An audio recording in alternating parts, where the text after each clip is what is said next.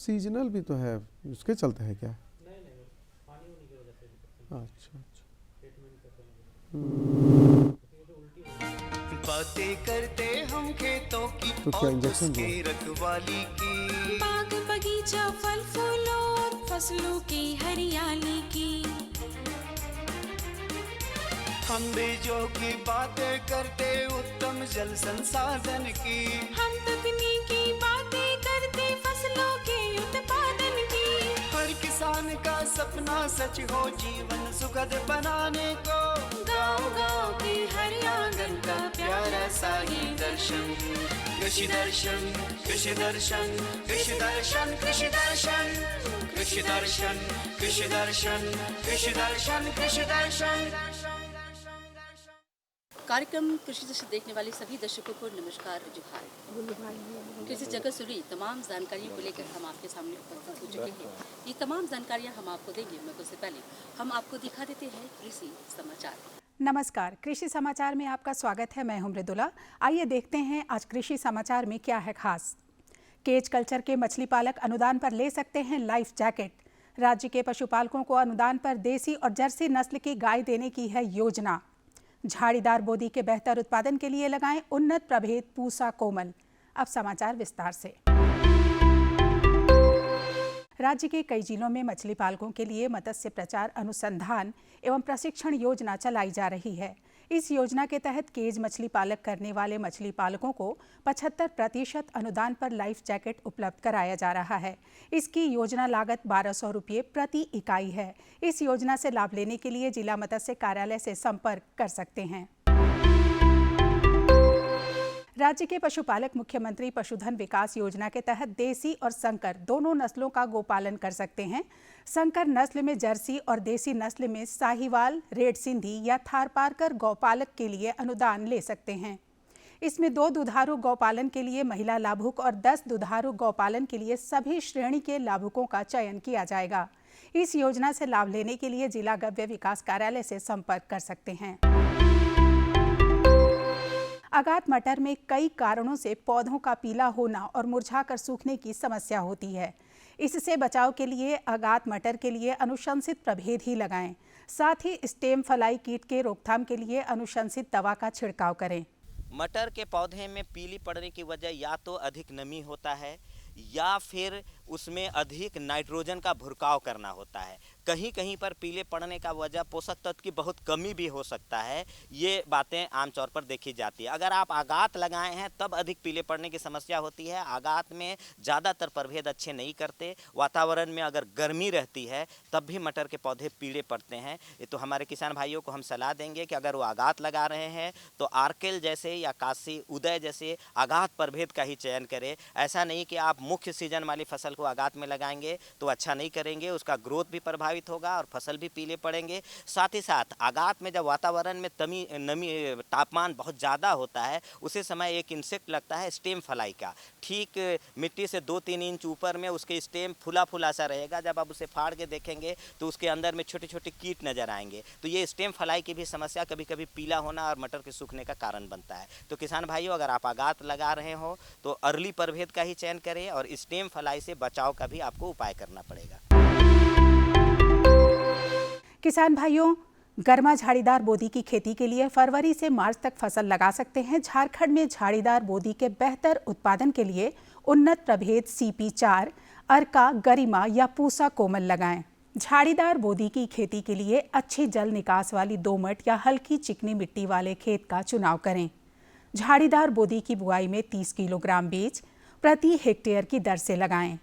बुआई में कतारों के बीच 40 सेंटीमीटर और पौधों के बीच 10 सेंटीमीटर की दूरी रखें। अच्छी उपज देने वाले उन्नत प्रभेद CP4, अर्का, गरिमा और पूसा कोमल की उत्पादन क्षमता 50 से 60 क्विंटल प्रति हेक्टेयर है। डच हो एक ऐसा कृषि उपकरण है जो खेतों में नाली बनाने, मेड़ बनाने और फसलों की निकाई गुड़ाई करने के लिए काफ़ी उपयोगी है। इस मौसम में विभिन्न फसलों की खेती के लिए डच हो का उपयोग कर सकते हैं। डच हो की कार्य क्षमता 12 से 15 डिसमिल प्रतिदिन है। आइए जानते हैं मिर्च फसल को रोग मुक्त रखने के लिए क्या करें। किसान भाइयों, आप किसी भी मौसम में मिर्च फसल की खेती करें, इसे रोग और कीटों से बचाने के लिए बुआई से पहले बीजोपचार जरूर करें। इसके लिए प्रति किलोग्राम बीज की दर से 5 मिलीलीटर स्यूडोमोनास फ्लोरोसेंस सॉल्यूशन दवा का उपयोग करें। और अब एक नजर राज्य के 5 प्रमुख शहरों के मौसम के मिजाज पर।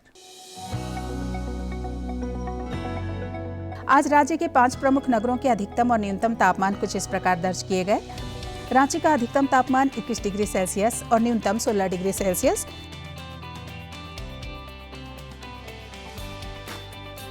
जमशेदपुर का अधिकतम तापमान 17 डिग्री सेल्सियस और न्यूनतम 14 डिग्री सेल्सियस।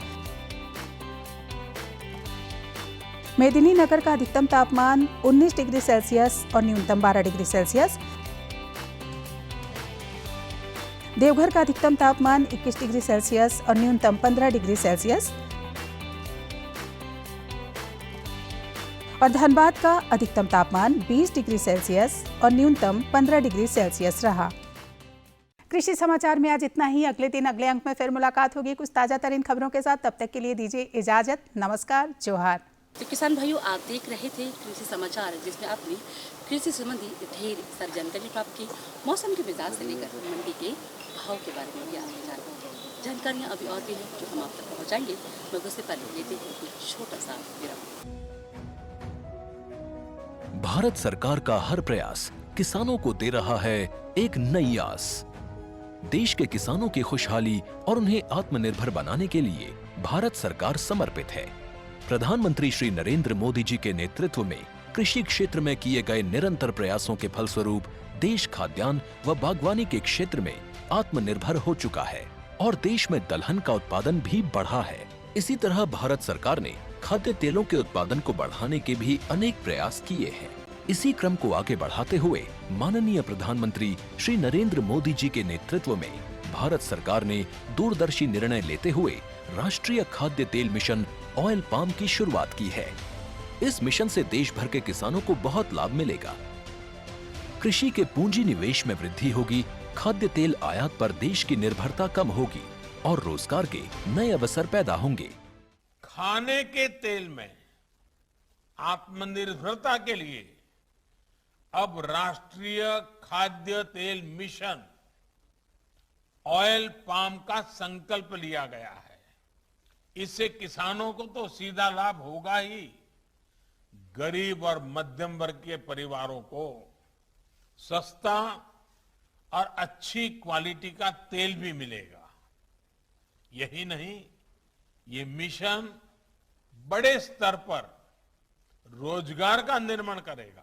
इस मिशन के अंतर्गत ऑयल पाम का रकबा और पैदावार बढ़ाने पर जोर देने के लिए सरकार ने 11,000 करोड़ रुपए से अधिक की सहायता राशि निर्धारित की है। मिशन के तहत सरकार ने ऑयल पाम की खेती के लिए रोपण आदि की सहायता में बढ़ोतरी करते हुए पहले मिलने वाले 12,000 रुपए प्रति हेक्टेयर को बढ़ाकर 29,000 रुपए प्रति हेक्टेयर तक कर दिया है। ऑयल पाम के पुराने बागों के पुनरुद्धार के लिए 250 रुपए प्रति पौधा के हिसाब से विशेष सहायता दी जा रही है। पौधारोपण सामग्री की कमी दूर करने और बीजों की पैदावार करने वाले बागों को भी सहायता दी जाएगी। इसके तहत 15 हेक्टेयर ऑयल पाम उद्यान के लिए 80 लाख रुपए तक की सहायता राशि दी जाएगी। इसके अलावा नर्सरी विकास के लिए 40 लाख रुपए तक तय किए गए हैं। पूर्वोत्तर और अंडमान राज्यों के लिए विशेष सहायता का भी प्रावधान है। ऑयल पाम के किसान ताजे फलों के गुच्छे यानी FFB का उत्पादन करते हैं, जिनकी वर्तमान में कीमतें अंतर्राष्ट्रीय मूल्यों में उतार चढ़ाव के आधार पर तय होती हैं। पहली बार केंद्र सरकार ताजे फलों के गुच्छे की कीमत के लिए किसानों को आश्वासन दे रही है।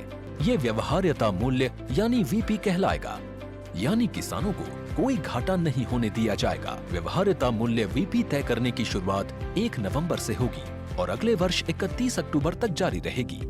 इसे ऑयल पाम वर्ष कहा जाएगा। इस योजना के तहत वर्ष 2025-26 तक ऑयल पाम का रकबा 6.5 लाख हेक्टेयर सृजित करने और कच्चे ऑयल पाम की पैदावार वर्ष 2025-26 तक 11.20 लाख टन पहुंचाने का लक्ष्य निर्धारित किया गया है।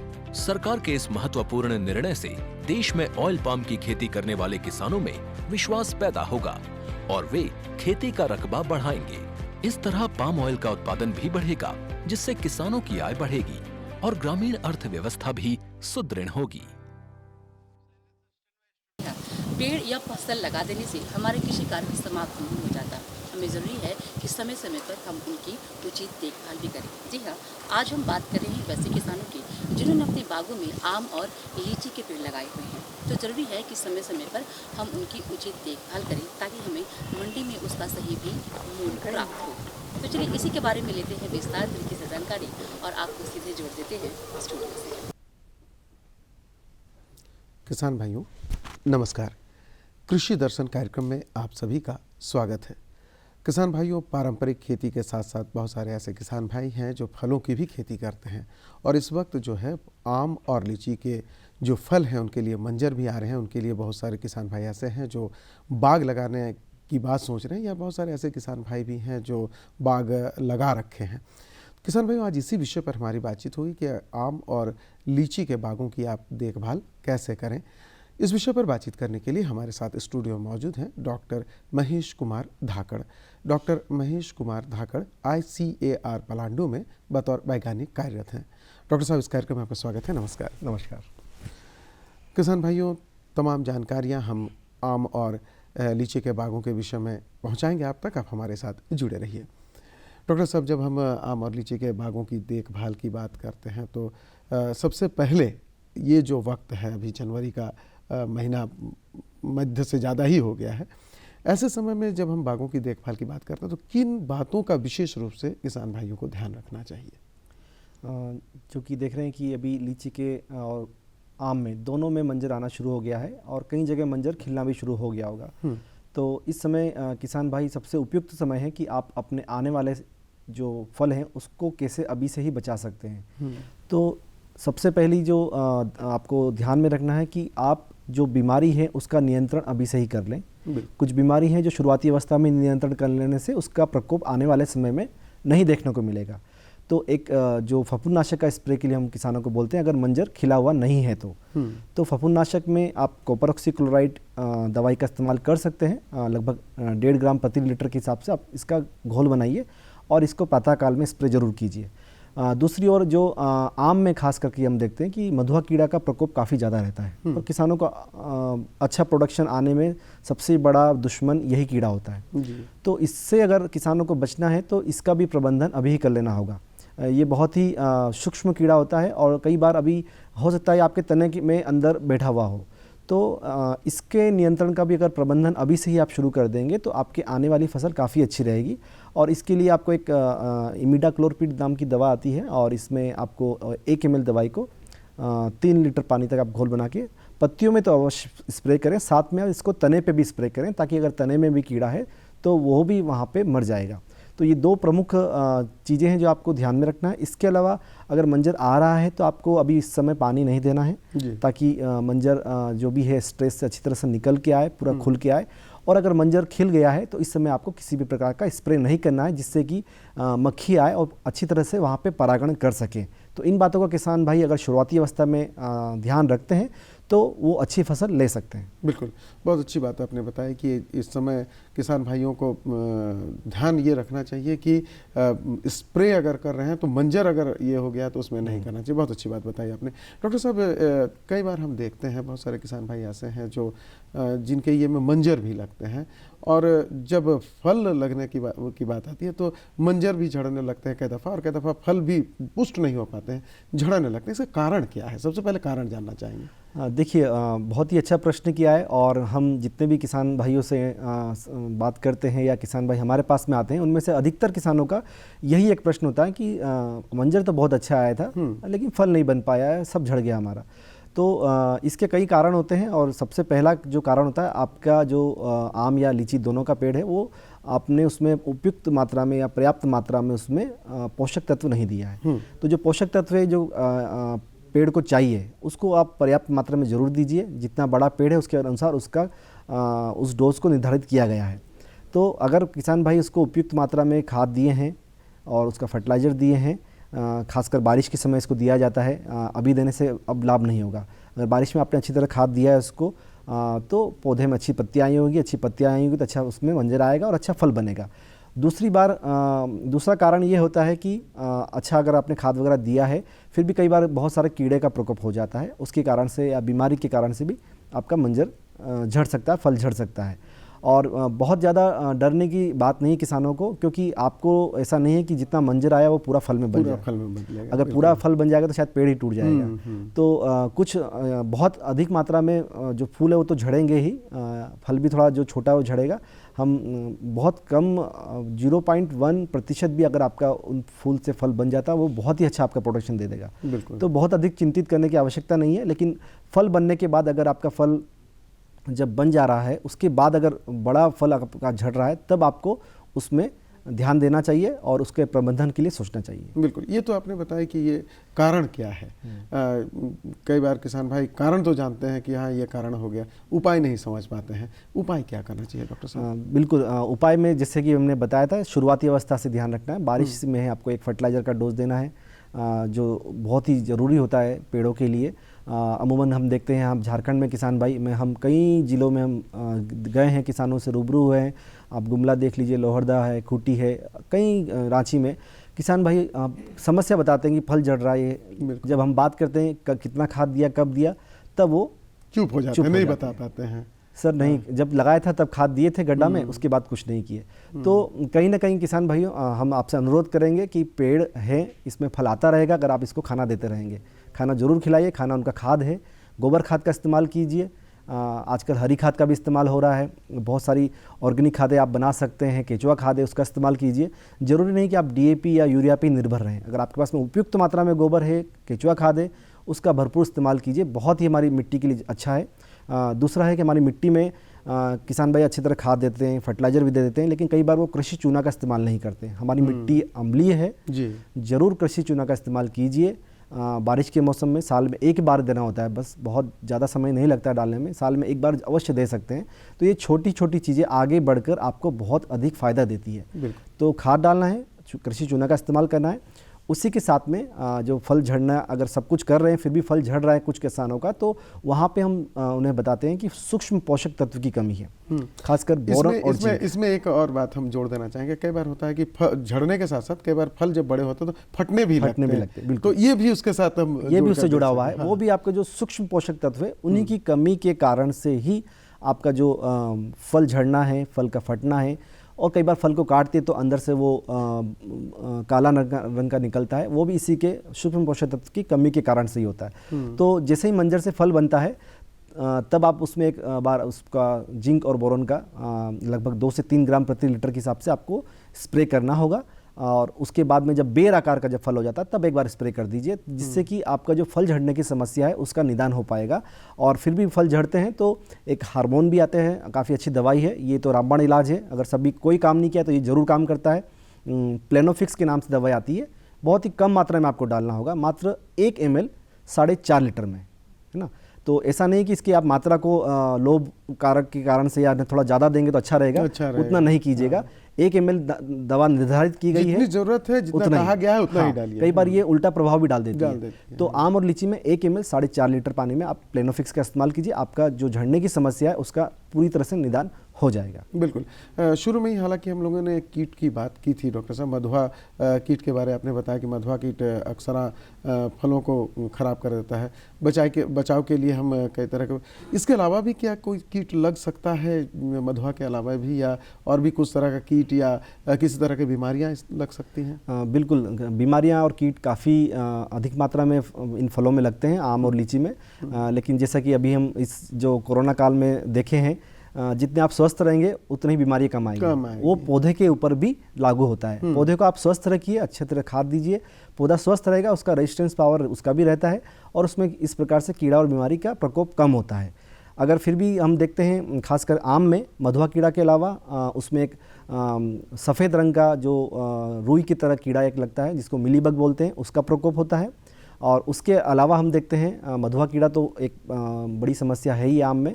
और बीमारी में जो प्रमुख बीमारी है वो एंथ्रेक्नोज है जी। और उसके बाद में पाउडरी मिल्ड्यू, जो वाइट रंग का पाउडर जो जम जाता है मंजर के ऊपर या फल के ऊपर, ये 2 प्रमुख बीमारियां हैं। तो इसका निदान आसानी से किसान भाई कर सकते हैं। फफूंदनाशक का स्प्रे कीजिए, आप आविस्टिन का इस्तेमाल कर सकते हैं, आप कॉपर ऑक्सीक्लोराइड का इस्तेमाल कर सकते हैं।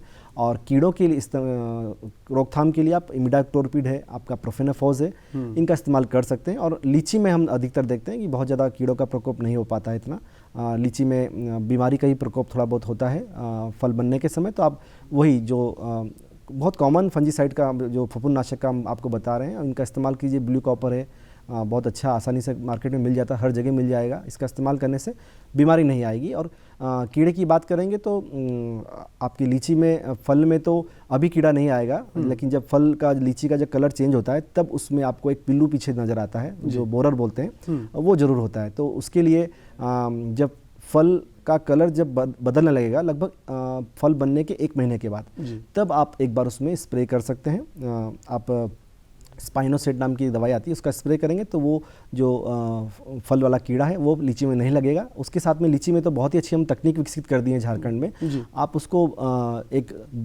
पिंक कलर का बैग आता है, उस बैग से उसके जो गुच्छे को है उसको आप बांध दीजिए। उससे फ़ायदा ये होगा, आपका कीड़ा नहीं लगेगा, फल का आकार बढ़ जाएगा और फल का जो कलर है वो बहुत ही उत्कृष्ट और निखर के आएगा। अच्छा, तो ये टेक्नोलॉजी काफ़ी किसानों को हम डेमोस्ट्रेट भी तो ये जो बैग आप बता रहे हैं ये कहाँ मिलेगा? ये बैग का आसानी से उपलब्ध है ये मार्केट में। आप हमसे संपर्क कर सकते हैं।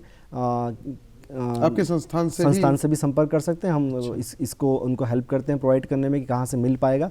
और रांची के मार्केट में भी हम इसको लाने के लिए कई जो शॉपकीपर से उनसे ही बात की है। और एक बहुत कॉमन पॉलीथीन है जो आजकल मार्केट में हम पॉलीथीन को जहाँ बैन हो गई उसकी जगह जो दूसरा कपड़े वाला पॉलीथीन चलने लगा है, उसका इस्तेमाल भी किसान भाई कर सकते हैं। तो इसमें ये जो आप बता रहे हैं, ये जो एक तकनीक की जो बात कर रहे हैं, जो उसमें आप कवर कर रहे हैं, तो उससे कोई फल को ये हवा वगैरह नहीं आने की वजह से कोई नुकसान तो नहीं हो सकता है? नहीं, जो उस प्रकार की जो थैली आते हैं वो हवा उसमें आर पार जा सकती है। अच्छा, हवा का संचरण होता रहता है, लेकिन वहाँ पे जो सूक्ष्म कीड़े हैं, बारीक कीड़े हैं, वो अंदर नहीं जा पाते। और हम देखते हैं कि आम और लीची का पकने का समय आपका बहुत ही तेज गर्मी होती है। कई बार लीची का जो ऊपर का जो छिलका होता है वो झुलस जाता है और वहीं से फटना शुरू होता है। तो फटने की समस्या का पूर्ण तरह से निदान कर सकते हैं अगर आप इस प्रकार से जो थैला बांध रहे हैं, जिसको हम बैगिंग बोलते हैं।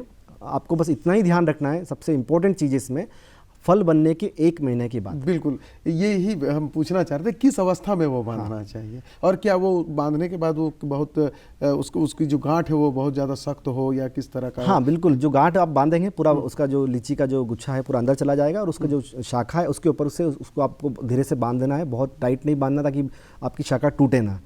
तो हमने आपके गुमला में इसका किसानों को प्रदर्शन किया है, 2 साल से हम कर रहे हैं और किसान काफ़ी खुश है। और वो इतने उत्साहित हैं कि वो जो थैला था बांधने के बाद में उन्होंने उसको बचा के रखा कि अगले साल फिर बांधेंगे। और दूसरी बात, एक महत्वपूर्ण बात इसमें है कि थैला जो है वो उसकी वजह से फल पर कोई असर नहीं पड़ेगा, सेहत पर कोई असर नहीं पड़ेगा। बिल्कुल, क्योंकि रासायनिक जो हमारे जो कीटनाशक है उनका भी उपयोग करने की जरूरत नहीं पड़ेगी। बिल्कुल, ये तो बात हो गई कि जो जिनके पास जिनके बागों में भी फल मंजर लगने वाले हैं। बहुत सारे ऐसे किसान भाई हैं जिनके पास नए बाग हैं, तो नए बागों की देखभाल के लिए आप क्या सुझाव देना चाहेंगे? देखिए, बहुत ही इस समय जो नए बाग लगाए हैं, इस साल मान लीजिए इसी साल कोई बाग लगाए हैं और उनके लिए अभी बहुत ही बोल सकते हैं क्रिटिकल समय है, आम में खास करके और लीची दोनों में। क्योंकि अगर एक बार भी अगर बहुत तेज़ से पाला आ जाता है या बहुत अभी सर्दी का मौसम भी चल रहा है तो 1 रात या 2 रात के अंदर भी पूरा का पूरा बगीचा किसानों का सूख सकता है। इतना गंभीर अभी जो ठंड है उसके कारण से किसानों को नुकसान हो सकता है। और कई किसान आते हैं हमारे पास में इस प्रकार से लेकिन वो काफ़ी देर कर देते हैं। तो किसान भाई थोड़ा सा मेहनत है, लेकिन जो पेड़ आपने लगाए हैं उसको आप पुआल से या जो ग्रीन कलर का शेड नेट आता है उससे कवर करके जरूर रखें। जहाँ पे आप बगीचा लगाएं, मल्च डाल दें, उसका मल्च भी करना है, उसको चारों तरफ से घेर भी देना है। अगर आप बागान लगाए हैं उसके बीच में कोई न कोई आप फसल करते रहिए जिससे कि वहाँ पे नमी बनी रहेगी और पाले का प्रकोप नहीं होगा। हमने किसानों के खेत में जाके देखा है कि जो किसान उसके साथ में आम के साथ में या लीची के साथ में और किसी खेती कर रहे थे, चाहे उसमें सरसों लगा हुआ है चाहे सब्जी की खेती करें, उनके बगीचे को नुकसान बहुत ही कम होता है। और जो सिर्फ और सिर्फ आम के बगीचे या लीची के बगीचे लगा के छोड़ देते हैं, बहुत ज़्यादा ध्यान नहीं देते हैं, वहाँ पे पाले का प्रकोप काफ़ी ज़्यादा पड़ता है। इसका कारण क्या है? पाले का प्रकोप नमी के कारण होता है? हाँ, जो जैसे कुछ फल होते हैं हमारे वो बहुत ही ज़्यादा ठंड को सहन नहीं कर पाते हैं जी। तो सहन नहीं कर पाते, उसके कारण से उनमें जो फ्रीज इंजरी होती है जिसको हम बोलते हैं, वो अंदर से ज़्यादा ठंडा के कारण से फ्रीज हो जाते हैं और उनके पत्ते और पूरा पेट सूख जाता है। अच्छा। आपको रातों रात पाला पड़ने से इस प्रकार की कई समस्या आपको इसमें आम में आ सकती है, लीची में आ सकती है, कटहल में भी आ सकती है। तो 1 या 2 साल की में ही ये शुरुआती अवस्था में जब पौधा छोटा होता है तब ये समस्या ज़्यादा होती है। तो आप निरंतर उसको पानी देते रहिए। अगर आप उसको कवर कर सकते हैं, पुआल से भी कवर कर सकते हैं, ग्रीन शेड नेट से भी कवर कर सकते हैं, तो वो काफ़ी फ़ायदा पौधे को करता है। और उसके बीच में अगर आप खेती कर रहे हैं तो वहाँ पे नेचुरल वहाँ का जो इन्वायरमेंट है वो नमी युक्त रहेगा और वहाँ के पेड़ को नुकसान नहीं होगा। बिल्कुल।